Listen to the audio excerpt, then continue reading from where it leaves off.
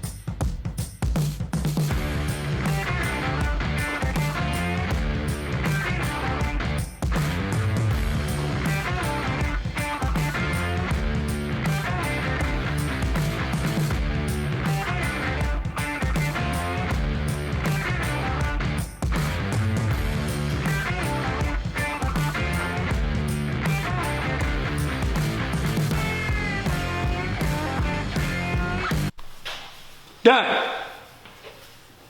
Woo! 4:30. So here is the pin. I do have pins for sale on my website, link down below if you want to get them.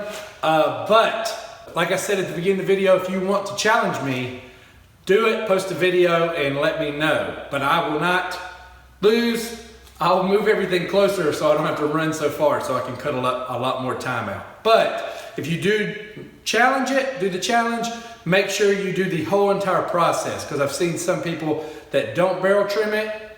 I mean, if you don't have to barrel trim it, you don't have to. But I feel like if you want to challenge the way I did it, you have to do the whole pin making process so that way it's fair instead of just cutting out a bunch of steps.